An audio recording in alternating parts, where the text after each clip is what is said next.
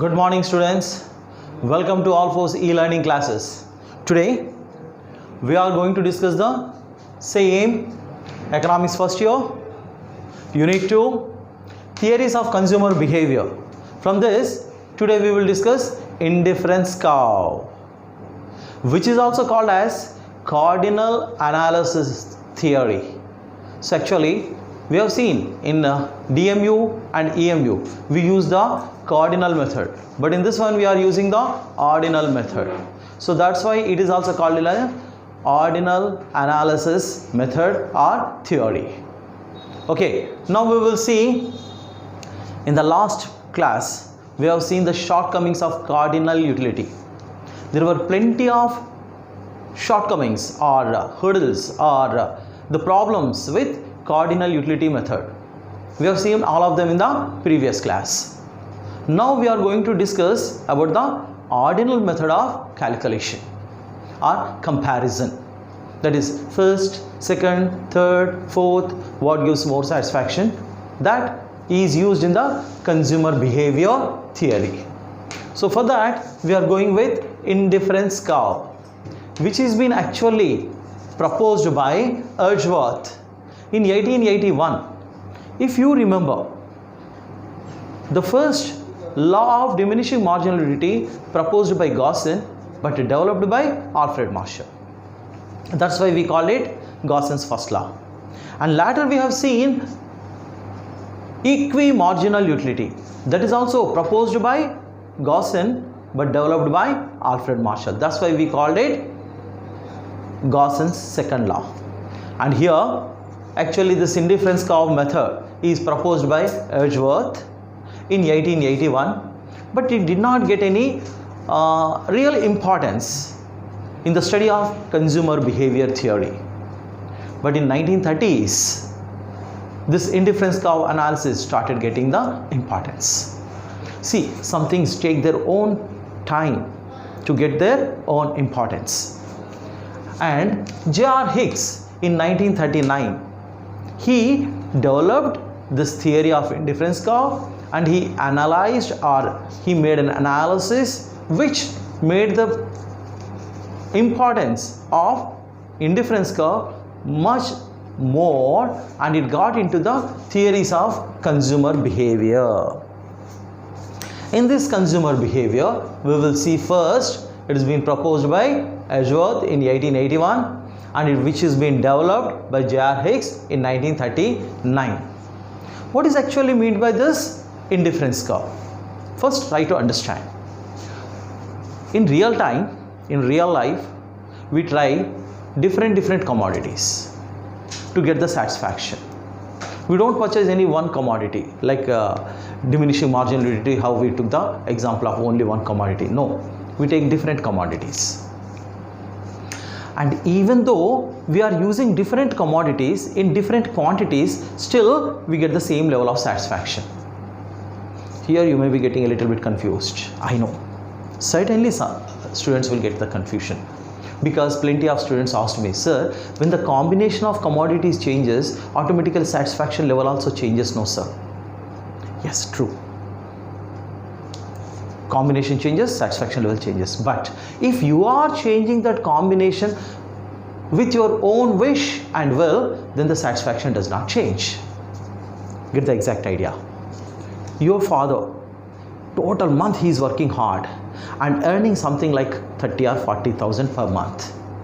Let us make an assumption. Maybe some of your parents are earning 2 or 3 lakhs, but let us make an assumption that he is earning 50,000 rupees. Let us make a round figure, 50,000 rupees. Do you think by keeping that 50,000 rupees in the cupboard or in the bank account, he is going to get the satisfaction? No. He is going to purchase the commodities like a oil tin, like 600 rupees, a rice bag, 2,000 rupees. See, he is spending the amount, means the money is decreasing, but the commodities are coming into home. You just watch. He is leaving something and gaining something. Like he is giving X and he is getting Y. Yes or no? It happens in our life. As it is being told in the diminishing marginal utility, it applies here also. If you have something more in the quantity, the satisfaction will be less. So you will be ready to exchange that quantity which you got more with the quantity which you have less. You will sacrifice some of the more quantity and you will try to gain the less quantity commodity with you. So what you are doing? What you have more, you are giving. What you have less, you are taking. In both the conditions, when you have more of one, less of another, you will get the same satisfaction. When you give more of the quantity which you have more and you are gaining more of the quantity which you have less, you will get the same level of satisfaction. Like your father is giving the money and getting the goods. Means what? More quantity decreasing, less quantity is going to increase. In both the levels, your father's satisfaction is going to be the same. Like if you have been given a chance to purchase some commodities or some things which you prefer, the money is being given by your parents and you are going on purchasing the commodities. Money quantity decreases, the other quantities like your jeans, shoes, dress, tickly, hairpins, they go on increasing. But in both the levels, when money is decreasing and quantity of commodities increasing, in every level your satisfaction level is same. When money is more, commodities are less. Money is decreasing, commodities are increasing. In all the levels, your satisfaction level is going to be same. Here comes what is meant by indifference. Indifference means not showing any difference in between this combination and another combination is called as indifferent. Indifferent means not showing any difference. Indifference means not showing any difference. The curve which shows different combination of commodities which gives you the same level of satisfaction is called as indifference curve. A curve which shows different combination of goods to which you are indifferent, not showing any difference, that curve is called as indifference curve. We will see that in detail. Okay, so proposed by whom? Edgeworth, like Gaussian in 1881, but developed by whom? J.R. Hicks, like Alfred Marshall in DMU, like in 1939. So now we will see the assumptions of this indifference curve. The assumptions runs like this, almost the same. Okay, the consumer must be a rational person who is trying to get maximum satisfaction. Okay, and the second one, it's a too good model. Unlike diminishing marginal utility, it's a too good model. We are preferring the commodities X and Y. Okay, why X and Y? You may think that why not mangoes and oranges, something like that. Certainly we will discuss like that. But before that, we will go as the textbook says. Hope you are opened your textbook and a notebook and you are holding a pen. Keep writing. Underline the important words. Then it makes you to remember forever. Okay. Too good model, we are going to go with this indifference curve model or analysis. Okay, next one is complete information to the consumer. The consumer have complete information about the market. He knows what he is losing and what he is getting. They both are at a same level. That's why he is indifferent to the different combinations. One thing he is losing, another thing he is gaining, but both are giving him the same satisfaction. That's why he is indifferent to those different combinations. Okay, next, prices of two goods are given. Yeah, we are before itself means we start the exchange. We know the exact differences of the prices of two goods, that X as well as Y. That is mean complete information to the consumer about the price, about the quantity, everything. Okay, you have the total information. Next, taste, habits, preferences are constant. Like first two laws. Consumers, taste, his habits and his preferences does not change. They are always constant. Okay, now let us see. He prefers X to Y. Means he is ready to sacrifice y and takes x. Means y quantity decreases, x quantity increases. So what he is doing? He is preferring x to y, ready to sacrifice y and get more of x. So that is, consumer prefers x to y commodity. Yeah. We will put the names to this x and y. Next. Okay, to make the things easier. Next, goods are divisible. Into the reasonable size, goods are going to be divisible. Neither too big nor too small. They will be divided into a reasonable size. Next, 8th one. Hope you are watching the textbook, right? 8th one. Consumer, two goods preference and indifferent to those combinations. He is preferring in between two commodities, x and y. And all the time he is indifferent to the quantity of combinations. Like x is 1 and y is 15. He gets the same level of satisfaction. X is 2, y is 11. He gets the same level of satisfaction. See, one commodity is increasing, another commodity is decreasing. But his satisfaction towards every combination is going to be the same. And preferences, indifference curve, preferences and being indifferent, both are transitive, means keeps changing. Preference of x to y or y to x are going to be transitive. In the same time, means quantity of commodities is changing, means combinations are changing, but he is indifferent to all those combinations. Those are the assumptions on which indifference curve law is going to stand. Here you need to understand, in economics every law have a foundation of assumptions. On those assumptions these laws have been constructed. Here we will see step by step how we are going to understand this indifference curve in the consumer behavior. There are plenty of laws, but particularly this law is proposed by J.R. Higgs and which have its own superiority over DMU and EMU. And this analysis is not with cardinal utility but ordinal utility. That's why this is also called as ordinal utility analysis. What I told you? Indifference curve analysis is also called as ordinal utility analysis. Okay, now we will see a consumer using two goods in different quantities or combinations, different quantity combinations, he gets same level of satisfaction. See, one decreases, another increases, but the level of satisfaction is going to be always the same. It is not going to change.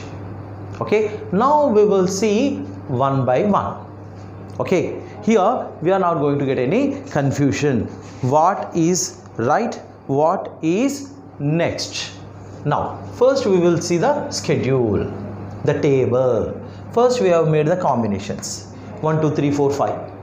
We can say these as A, B, C, D, E also. Whatever the name you want to give, you can give it. There are 5 combinations which we will call simply A combination, B combination, C combination, D combination, E combination. In the first combination, let us see what are the quantity of commodities. There are 2 commodities, X as well as Y. These are combinations, these are the commodities, these are the other commodity Y, and this is the first commodity X. Okay, now let us see. Commodity X, in the first combination you have 1 and commodity Y you have 15. Now here let us give some name to make the things understood easily. How we can understand it? See, first one, X is, let us say, mango. Just now season has went out, no? And still you remember the taste of the mangoes. A mango. And commodity Y is going to hold oranges. So in the first combination you have 1 mango and you have 15 oranges. Why? For our easy to understand. Y represents oranges, X represents mango. In the textbook they didn't give it like that, but for us to understand easily we are putting some name. So you have in the first combination 1 mango, 15 oranges. Your satisfaction is Z. Means Zozo. Okay. Your satisfaction is average level. Z. And now you have a choice to make an exchange. You can give some oranges and get a mango. You are ready to give some Y commodity and get a X commodity. Then here you have more of Y and less of X. Automatically the marginal utility of Y is less than the X. So you are ready to sacrifice 4 oranges to get 1 mango. So means what? You prefer 1 X to 4 of Y. You are ready to give 4 of Y for 1 X. Now in the second combination, B combination, you can see you have 2 of X commodities, only 11 of Y commodities, but the satisfaction level is same, because with your own wish and will, without any pressure of anyone else, you sacrificed 4 oranges and you get 1 more mango. Now in the second combination you have 2 mangoes or 2x and 11 of y. How much it decreased? It decreased by 4. How much it increased? By 1. Okay. Again, in the C combination, in the third combination, you are ready to take 1 more mango by sacrificing 3 of oranges, because still you have more of oranges, less of mangoes. So you sacrificed 3 oranges and you gained 1 mango. In the C or third combination, you have 3 X commodities or mangoes and 8 Y commodities, that is oranges. Still your satisfaction level is same.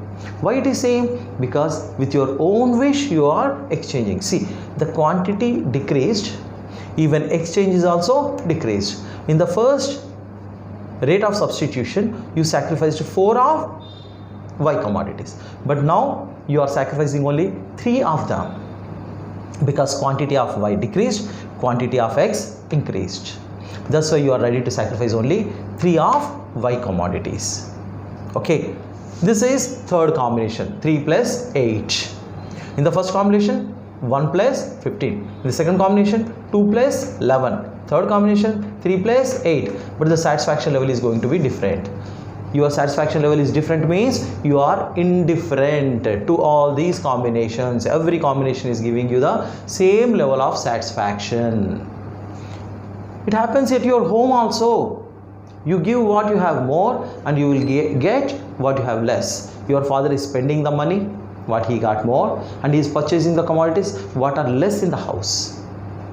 So in that way, he is also indifferent by losing the money and gaining the commodities. If you don't want to lose the money, you won't be having any rice at home, vegetables at home, fruits at home, sweets at home. And tomorrow or day after tomorrow, that Sunday, mutton and chicken is going to take 800 or 200 rupees away from you. But you will get chicken or mutton at your home. But doesn't it give you the same level of satisfaction? Losing that 800 gives you any less satisfaction? No. We are exchanging with your own wish. That's why every combination gives same level of satisfaction. Now, fourth combination, the D combination. In that one, 4x and 6 of y. How much of rate of substitution? How much he sacrificed? 2. In the first one, 4, 3, 2. He left 2 and he gained 1 more mango. He left 2 more what? Oranges. Gained 1 mango. In the last combination, E, fifth combination, 5 of X commodities and 5 of Y commodities. Still he got same level of satisfaction. See, how much he sacrificed? Only 1 to 1. At the beginning, he have more. That's why he was sacrificing more. As the times changing, as the combination changing, his sacrificing level is decreasing of y, and he is gaining the same quantity of x. At the end, 1:1.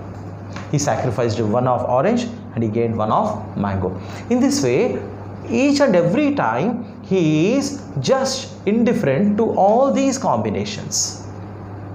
In every level, he is getting same level of satisfaction. Now we are going to discuss the same table in the graphical manner.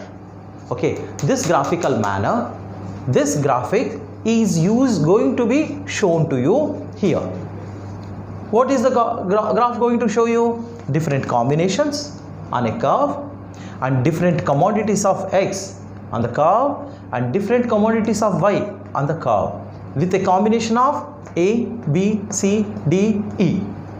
Okay, so now let us see. We will make a graph here. On x axis, I am showing the x commodity. On the y axis, I am showing you the y commodity, quantity of y goods and quantity of x good or commodity. See, first we had how much of y?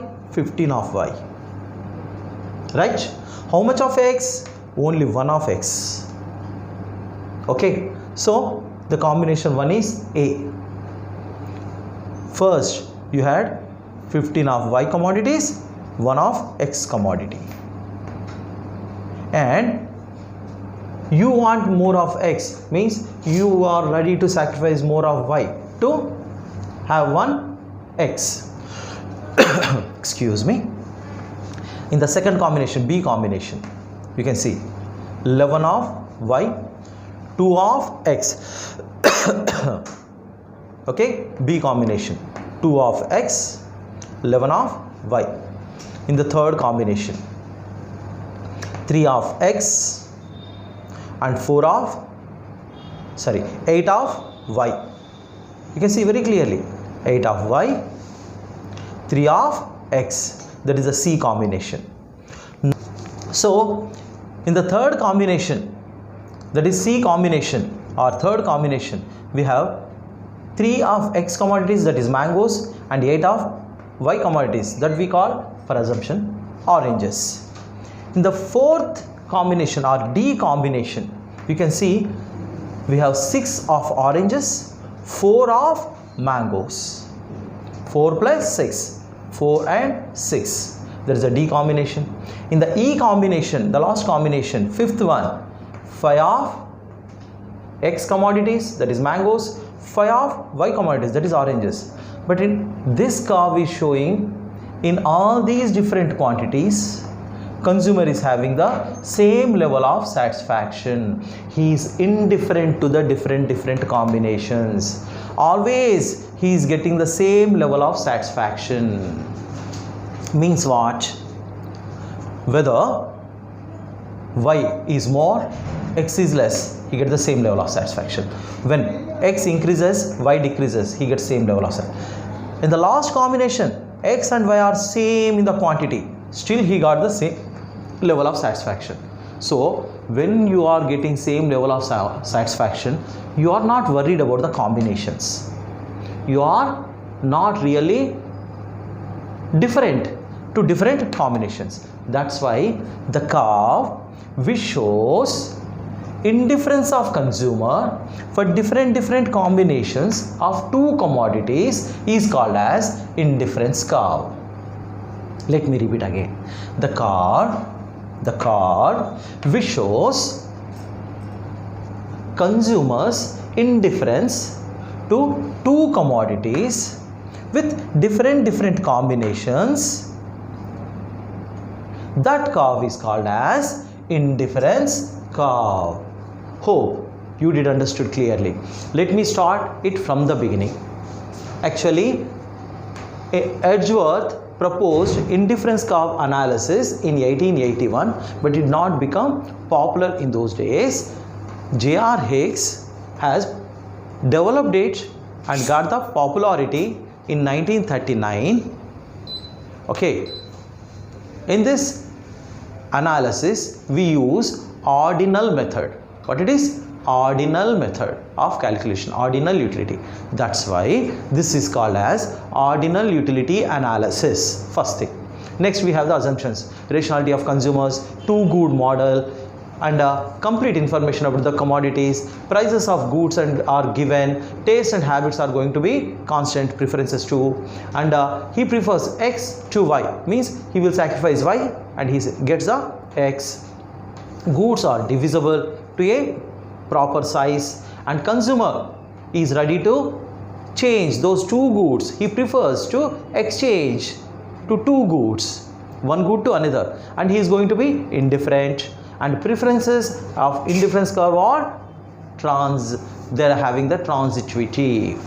Now we have seen a consumer using two goods in different quantities and combinations, he gets same level of satisfaction. Here we have seen 5 combinations, 2 commodities, different quantities in each and every combination. In each and every combination he got 2 different commodities, different quantities, 2 different commodities as well as different combinations, but still he is getting same level of satisfaction.